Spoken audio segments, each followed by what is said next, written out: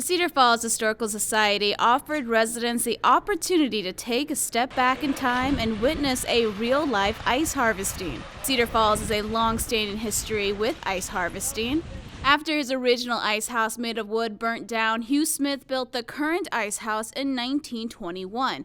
This time made of clay brick. That building still stands today, housing the Ice House Museum, the only museum in the U.S. that tells the story of ice harvesting in an original ice house. It's a very rare museum. In fact, again, the only one of its kind. During the winter months when the Cedar River froze over, men who worked for Hugh Smith would harvest large blocks of ice. The process we're doing right now is scoring it with the saw.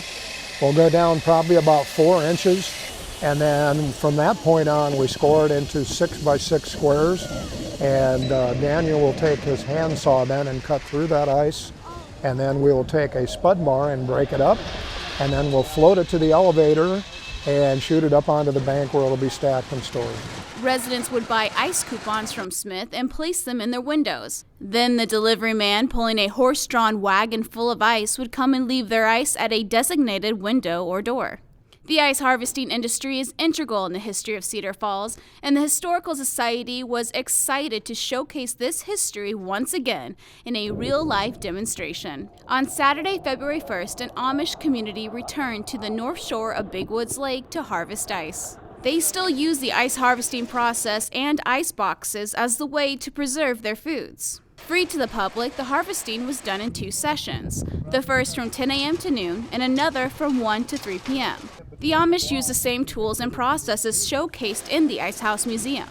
Taking into consideration feedback from last year, the Historical Society pushed to offer more entertainment and learning opportunities. We also have a bunch of kids' activities going on, everything from snowman building, snowshoeing to coloring and stacking a mini ice house. We have ice carving demonstrations, and we also had the fire department out here doing an ice rescue demonstration as well. Chef Ron from Hy-Vee and Chef Jim from Western Homes were out carving large blocks of ice, leading up to and at the event. I don't know what I'm going to carve. I was thinking of carving maybe a guitar.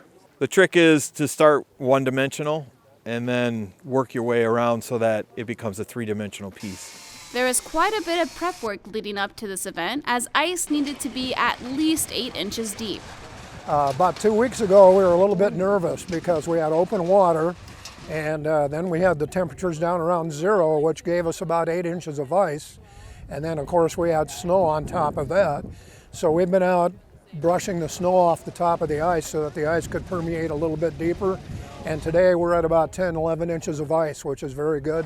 During this harvest, the Amish cut out 50-pound blocks of ice. Back in the day when Cedar Falls utilized their ice house, Hugh Smith's workers would haul blocks of ice weighing up to 250 pounds.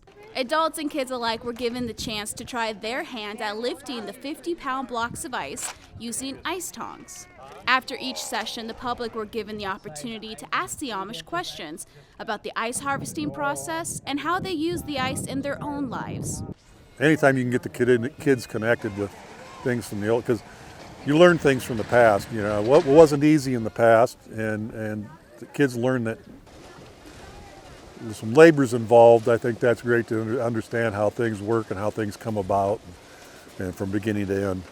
768 people attended this year's ice harvesting, surpassing last year's numbers. If you missed out on attending the Ice Harvest Festival this year, you will have to wait an extra year, as the Cedar Falls Historical Society is taking next year off in preparation for the Ice House's 100th year anniversary. We do know that there can be too much of a good thing. If people have seen it the past couple years, they might not think that they need to come back next year right away, and that'll give us more time to plan it and add even more activities and make it even bigger for the Ice House's 100th anniversary coming up in 2 years. Making history come alive, the Cedar Falls Historical Society hopes this event will bring attention to ice harvesting for younger generations, preserving our history for years to come. Reporting for Cedar Falls City News, I'm Shelby Gappa.